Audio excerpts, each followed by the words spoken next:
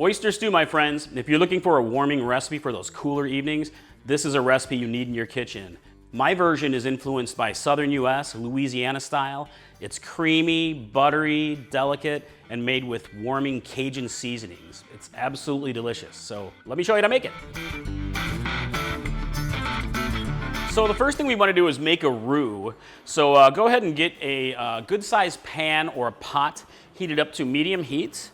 And we have 4 tablespoons of butter. Get that added, and we'll melt that down. Usually I like to make roux with oil, like peanut oil or vegetable oil and flour. But today we're going for that extra buttery, rich buttery goodness with this delicious stew. So, all right, let me melt this down.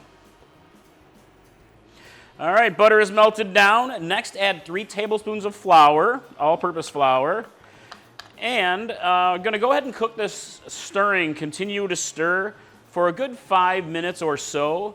And with a lot of roux, you cook them down a lot longer until they get like more rich chocolatey brown. But what we're going for in this particular case is a blonde roux, which is just much lighter color. It's like a blondish, light brown color. So just keep stirring until you get that color, and I'll show you in 5 minutes or so what it looks like. All right, it's been about 5 minutes, and you can definitely go longer on your roux if you want to, but I've got a nice little bit of blondish brown color, so I will continue here. And next we have a small onion chopped, and I have 1 stalk of celery that is chopped.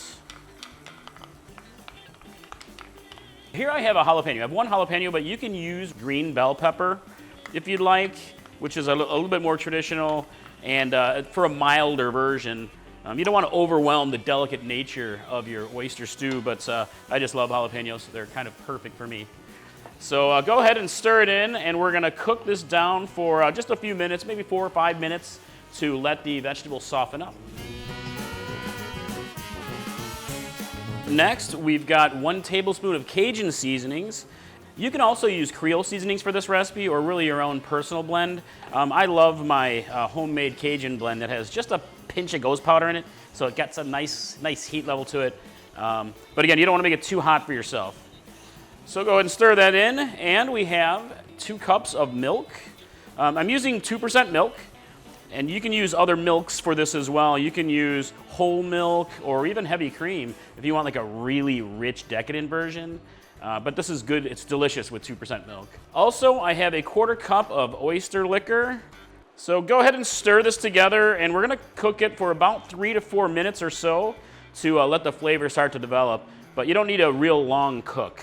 Also, don't forget salt and pepper to taste. If you have salt that's in your seasoning blend, you can omit the salt with that, but just really, it's all the personal taste. So if you want a little bit more salt, go for it. Lots of black pepper for me. All right, this is looking delicious. So next, we will add 1/4 cup of chopped fresh parsley. That added in. And a 1/4 cup of chopped green onion. Boom. And here I have a couple of good-sized cloves of garlic. Deliciousness right there.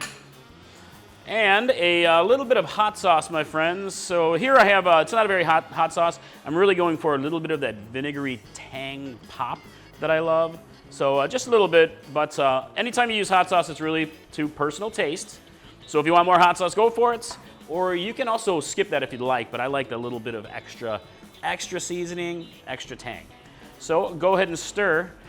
And at this point also, if you are using fresh oysters, which is outstanding, you'd add them at this stage, and then we'll bring it to a boil, and then reduce the heat and let it simmer for just 3 to 4 minutes until your oysters curl up and cook through. All right, looking real good here. If you are using canned oysters like I am today, go ahead and add them in and just warm it through for about a minute, just to heat these babies through. That doesn't take very long. And ooh, look at that, nice and plump. Yum. Looking good, isn't it? All right, while this is warming up, let's talk about the oysters and other seafood. So fresh oysters here are really ideal, so great if you can find them. Sometimes they're hard to obtain, so you can totally do this with canned oysters, as I totally am right here. I've made it both ways, and I've also made it with smoked oysters. That is just awesome. I love the smoked oyster flavor. And use a combo, really. But also, you can use other seafood as well. So Patty, for example, isn't a huge fan of oysters like I am. She likes them, but not as much as I do. So she likes when I add other seafood. So you can go ahead and add some shrimp, maybe some scallops, crawfish. Patty's favorite crawfish right there. So feel free to add in other seafood and make it pretty much any way you like. When you're ready to serve your oyster stew, just go ahead and give it a little bit of garnish. Pour it in bowls. Give a little fresh chopped parsley, fresh green onion chopped, spicy chili flakes if you'd like. Smoked chili flakes are good. Little hot sauce. Oyster crackers. You know, everybody loves oyster crackers with their oyster stew. Really, however you want it.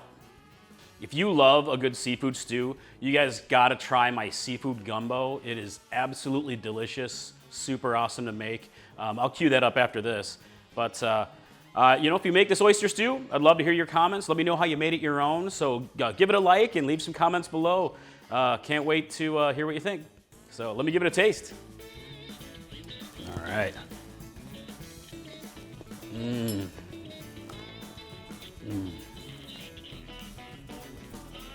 Seriously, I've made this so many times. Perfect every time. Absolutely delicious.